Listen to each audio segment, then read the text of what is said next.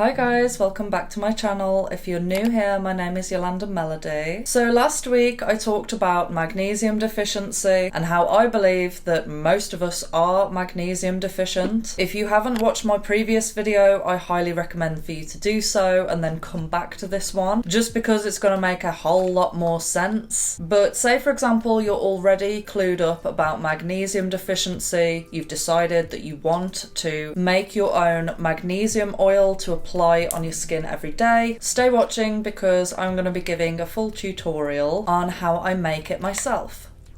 First things first, where do I buy it from? I buy this massive tub of magnesium flakes. There's 4 kilograms worth in the tub that I got, and I bought it from Amazon. I will include the link in the description because I'm very fussy about making sure I get it from the right seller. There's a lot of dodgy sellers on Amazon. I don't really think they have much of a vetting process, to be honest. There was one that I saw high up on the list that looked quite legit, and then when I actually checked out the reviews, people were tearing this seller apart. So I did a little bit of digging and I came across this seller, which I believe to be very genuine. All the reviews were saying that the tub was sealed, which means that it hasn't been tampered with. And the tub that I bought was £13.55 for 4 kilograms, and I think that that's really good value for money because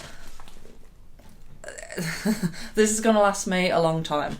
Okay. Hi guys, I just wanted to do a quick voiceover to discuss the different types of magnesium that you can apply to the skin. There are many different types of magnesium, but the ones that I'm discussing in this video now are magnesium chloride and magnesium sulphate. As you can see, the consistency is completely different when you look at these two side by side. At the time that I was filming this video, I had been experimenting with magnesium sulphate, and the results from spraying that on my skin have been astounding. Since then, I've been experimenting with magnesium chloride, which incidentally is what everybody else seems to be recommending. However, I don't actually feel that the magnesium chloride has been half as effective as the magnesium sulphate. What I can say is that they're both safe to put on the skin from my experience, and although the magnesium chloride seems to be the one that everyone's recommending, I can't help but sing the praises of the magnesium sulphate. Also, what's interesting is they both feel different on the skin. So the magnesium sulphate goes dusty and does leave your skin feeling a little bit dry, whereas the magnesium chloride leaves your skin feeling very, very oily. I've also found that the magnesium chloride can leave my skin feeling a little bit itchy afterwards, but after much experimentation, I must admit I'm going to be using the magnesium sulphate for the foreseeable future, so I'm going to put the links down below for both, but at least you know what my personal recommendation is.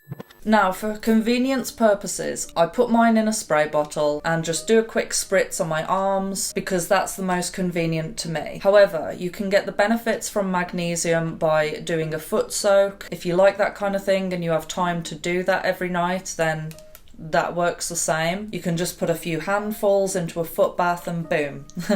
There you go. Also, if you have enough money to pay for heating, which a lot of people don't have that money anymore, but if you can afford to have a bath, then a magnesium bath is amazing. But again, I don't have the money for that. And I certainly don't have the time either. So for convenience purposes and for aesthetics, what I do when I first open the tub, I put some in a Kilner jar just for easy access. You guys know I'm really funny about my aesthetics. I don't want an ugly tub just like sitting there, so you know, this looks a lot prettier. Key tip as well, this is actually a Doe Egbert's jar. Forgot what the word was then.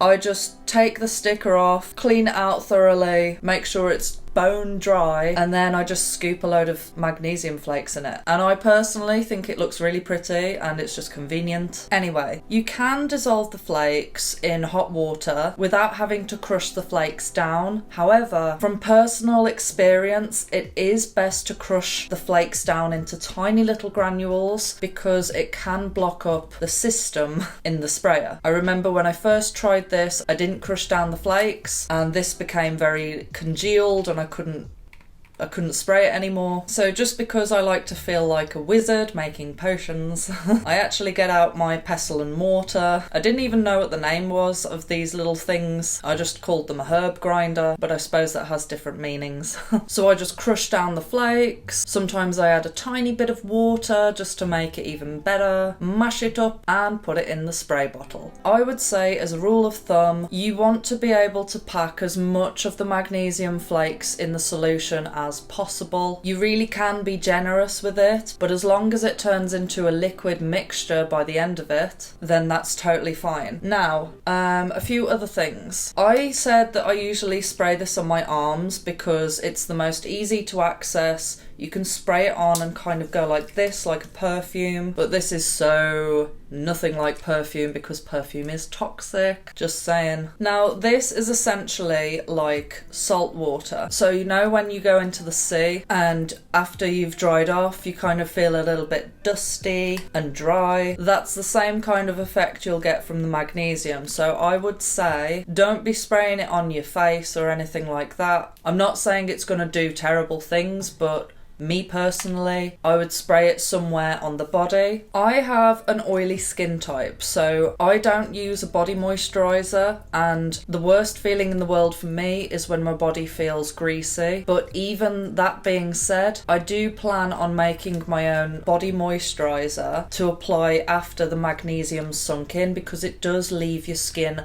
a little bit dusty. And what that is excess flakes that your body just doesn't need. You dust it off and that's it. Pretty simple, really. Another thing as well that I found very interesting is if when you spray it onto your skin you start to feel a little bit itchy, that is a clear sign that you are very deficient. So what's happening is your skin is like lapping it up really quickly, being like, oh my god, magnesium. Where have you been all my life? But yeah, it is coming up to the summer, so I do think I'm gonna start researching about making my own body moisturiser that is non-oily, because as of recent years I've just become very, very conscious about what I apply to my skin and the chemicals that are in all of these body moisturisers and stuff, because your skin absorbs so much more than what you think, clearly. So yeah, stay tuned for that. I think I've covered everything, but if you have any questions, please feel free to comment down below. Comment below anyway if this video helped, and also be sure to drop it a like, subscribe and hit the notification bell. Love you, bye!